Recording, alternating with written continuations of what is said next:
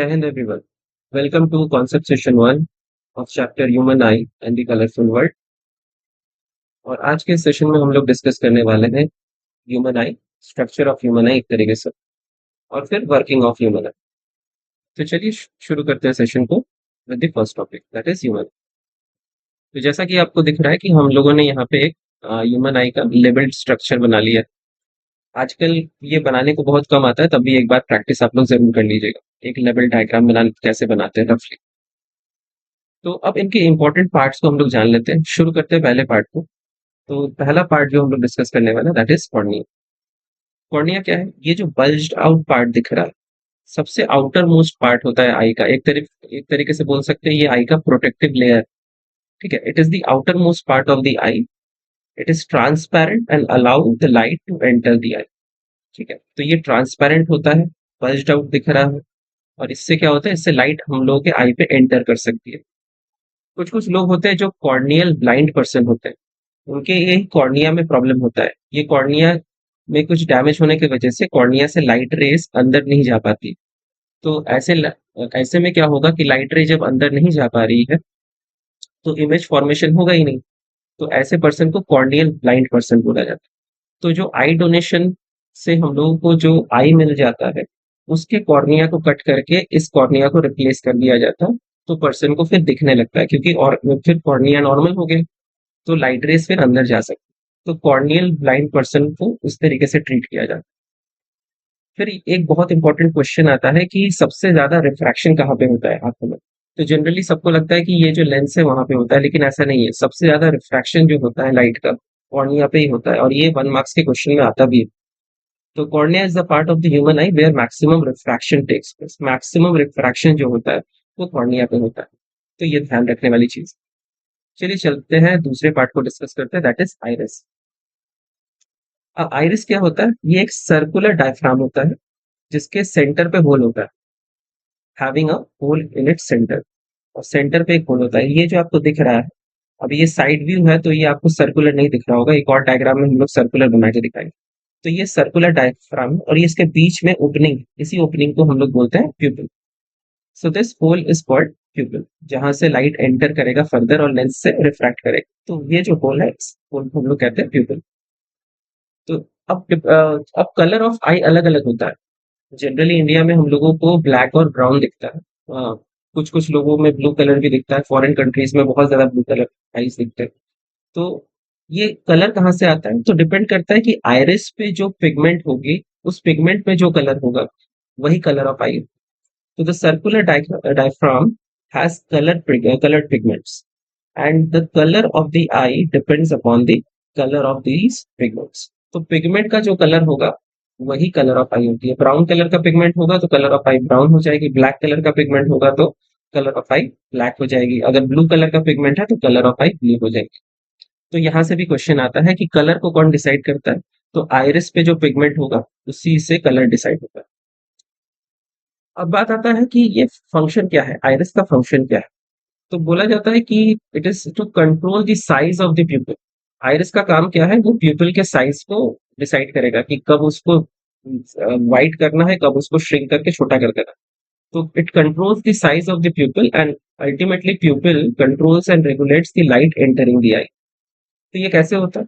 तो इमेजिन करते हैं कि अगर हम लोग किसी ब्राइट एरिया में चले गए जहाँ पे लाइट रेज बहुत इंटेंस है, मतलब रूम से अगर मान लेते हैं सनलाइट में चले गए, फील्ड में चले गए, आफ्टरनून का समय है, दोपहर का समय, तो लाइट रे वहां पे उस समय ब्राइट होगी बहुत ज्यादा। तो उस समय क्या होगी कि ये जो बीच वाला पार्ट है यही ओपनिंग है आइरिस का, तो इसको हम लोग प्यूपिल बोल रहे हैं। और ये आपका आइरिस है। तो आइरिस क्या होगा कि ब्राइट एरिया में जब जाएंगे तो ये श्रिंक करता है और ये प्यूपिल के साइज को कम कर देता है, जिससे कि कम से कम रोशनी अंदर जाए, जिससे कि रेटिना को हार्म। तो जब हम लोग ब्राइट एरिया में जाएंगे तो ऐसे जो है आइरिस श्रिंक कर जाता है और इस प्यूपिल के साइज को डिक्रीज कर देता है। The pupil become small when bright light falls on the eye.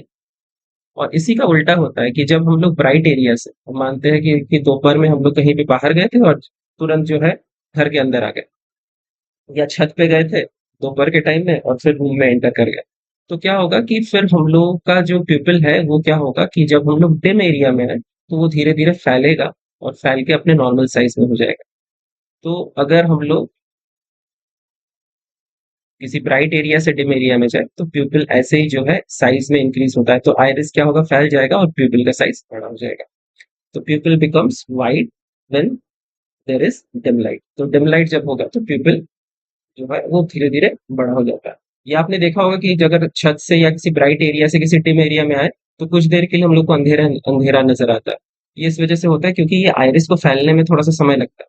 तो उतने देर में अगर हम लोग डिम एरिया में आए हैं तो लाइट रेस कम एंटर कर रही है क्योंकि हम लोगों का आइरिस श्रिंक है। तो कम लाइट रे एंटर कर रहा है तो हम लोगों को जो है चीजें जो है बहुत ब्राइट नहीं दिखती है, लेकिन आफ्टर सम टाइम वो नॉर्मल हो जाता है।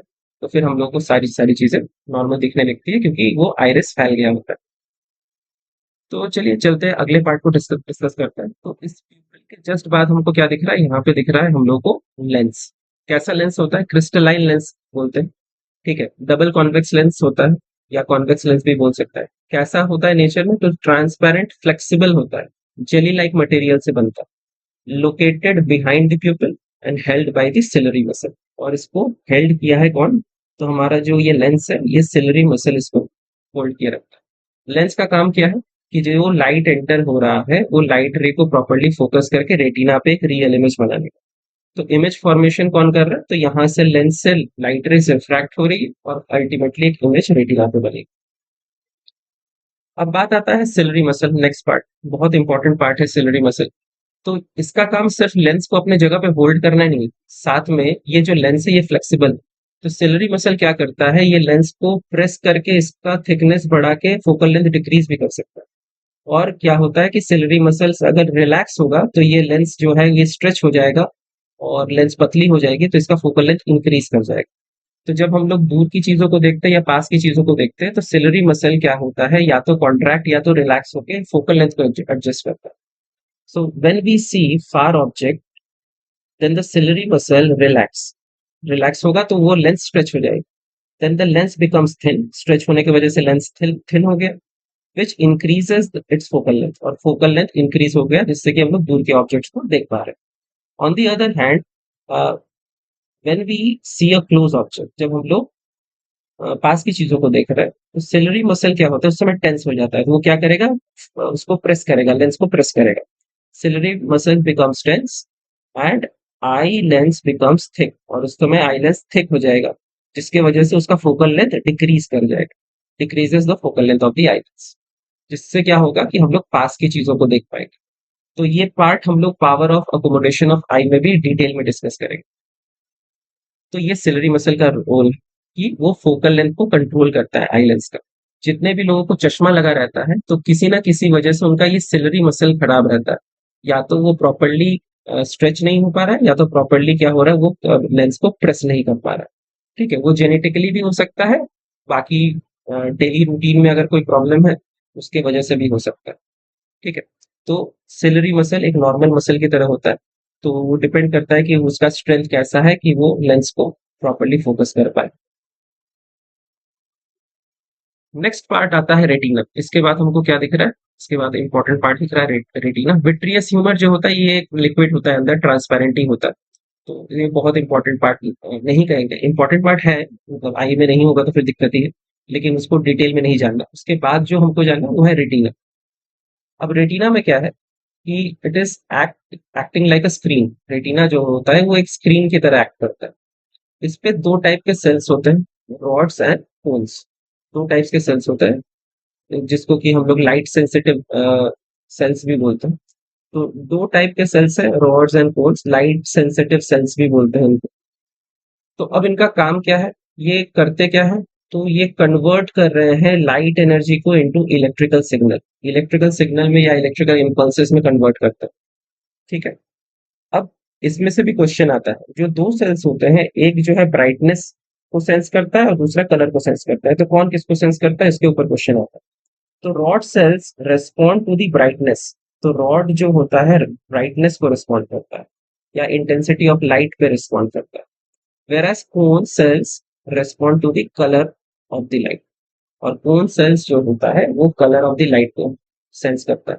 तो जो जो लोग पता होगा आप लोगों को, कुछ लोग कलर ब्लाइंड होते हैं, तो उनके किस सेल में प्रॉब्लम होता है, उनके ये कोन सेल में प्रॉब्लम होती है, कलर ब्लाइंड पर्सन को। अब बात आता है कि जब एग्जाम टाइम में आएगा तो जनरली हड़बड़ी में ये गड़बड़ होता है एक, कि कौन किसको रॉड्स जो है ब्राइटनेस के जगह पे रॉड्स को बच्चे कलर लिखाते हैं और कोन्स में ब्राइटनेस लिख के आते हैं। तो इसका एक सिंपल सा ट्रिक है कि भाई कोन जो होता है स्टार्ट हो रहा है सी से, कलर भी स्टार्ट हो रहा है सी से, तो सी फॉर कलर, सी फॉर कोन, एक चीज छोटा सा याद रखेंगे तो ये गलती नहीं होगी। तो कोन स्टैंड्स फॉर कलर, ठीक है, तो सी स्टैंड्स फॉर कलर, तो ये इस तरीके से याद कर सकते हैं। तो वो एग्जाम टाइम में गलती नहीं होगी। तो ये रॉड्स एंड कोन्स, ये दो बहुत इंपॉर्टेंट सेल्स है, इसके ऊपर क्वेश्चन आता है। इसके बाद क्या दिख रहा है, इसके बाद हमको दिख रहा है ऑप्टिकल नर्व, ये रेटिना से एक नर्व सेल्स बाहर निकल रही है जिस जो डायरेक्टली ब्रेन से कनेक्टेड रहेगी। तो ये जो रेटिना ने लाइट एनर्जी को इलेक्ट्रिकल इम्पल्सेस में कन्वर्ट किया या इलेक्ट्रिकल सिग्नल्स में कन्वर्ट किया, तो यही इलेक्ट्रिकल इलेक्ट्रिकल जो सिग्नल है ये ऑप्टिकल नर्व के थ्रू ब्रेन पे जा रही है। तो it is formed by nerve fibres coming out of retina, it carries the electrical signal to the brain. तो ये इलेक्ट्रिकल सिग्नल को ब्रेन पे लेके जा रहा है। ये जो पर्टिकुलर पार्ट है जहां से रेटिना से ऑप्टिकल नर्व एक तरीके से जुड़ रहा है, this part is known as blind spot. इसको ब्लाइंड स्पॉट कहते हैं क्योंकि यहाँ पे ना रॉड सेल्स है ना कोन सेल्स है। तो जब कभी इमेज इस पर्टिकुलर पार्ट पे बनता है तो हमको वो इमेज नहीं दिखेगी। कुछ कुछ ऑप्टिकल इल्यूजन्स होते हैं जो कि हम लोग जनरली मोबाइल फोन्स में देखते हैं या कंप्यूटर में देखते हैं, वो बोलते हैं कि इस तरीके से देखो तो ये पर्टिकुलर स्पॉट गायब हो जाएगा। तो और हम लोग अगर जब भी वैसा एक्सपेरिमेंट कुछ करते हैं देखते हैं तो सच में वो स्पॉट गायब हो जाता है। वो करते कैसे हैं? तो वो तरीका ये है कि उस समय जब हम लोग किसी पर्टिकुलर इमेज को किसी एक एंगल से या ऐसे करके देखते हैं तो उसका इमेज क्या होता है कि हमारे ब्लाइंड स्पॉट पे बन जाता है, और जब भी ब्लाइंड स्पॉट पे बनेगा वो इमेज दिखेगी नहीं, तो हमको लगता है कि वो स्पॉट गायब हो गया। लेकिन उसका ट्रिक क्या है कि वो इमेज जाके ब्लाइंड स्पॉट पे बन रहा है और वो पर्टिकुलर ऑब्जेक्ट हमको नहीं दिख रहा है।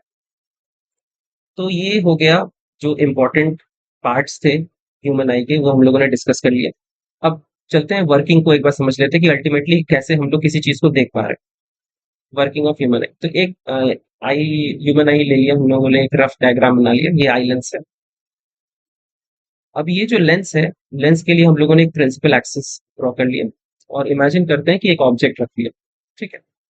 अब क्या होगा कि जब भी हमको रे डायग्राम बनाना है तो क्या करना होगा, दो लाइट रेस चाहिए, तो दो लाइट रेस कंसिडर किए कुछ इस तरीके से। तो एक light ray parallel to principal axis, दूसरा ऑप्टिकल सेंटर से जा रहा है इस लेंस के। ठीक है, ये फोकस हो गया मान लेते हैं फिलहाल के लिए। तो जो पैरेलल टू प्रिंसिपल एक्सिस है वो कहाँ से जाएगा भाई, फोकस से जाएगा, और अल्टीमेटली क्या होगा कि इमेज कहाँ पे बन रहा है, ये रेटिना पे बन रहा है। रियल इमेज है क्योंकि एक्चुअल में इंटरसेक्शन हुआ, तो इमेज जो होगा यहाँ पे रियल इमेज बनेगी, उल्टी बनेगी। और यहाँ से जब ये इमेज फॉर्म हुआ तो रॉड्स एंड कोन सेल्स क्या करेंगे, इसी लाइट एनर्जी को कन्वर्ट कर देंगे ऑप्टिकल सिग्नल्स में, और ये ऑप्टिकल नर्व के थ्रू फिर ब्रेन पे चला जाएगा, ब्रेन उसको सेंस करेगा। तो light rays coming from the object enters the pupil, falls on the eye lens. Eye lens refract the light rays, forms real and inverted image on the retina of the eye. The retina of the eye contains cells known as rods and cones, which convert the light energy into electrical signals. These electrical signals are carried to the brain by optical nerve. The brain finally interprets the signal and we are able to see the object. तो ये पूरा phenomena हो रहा है। ठीक है।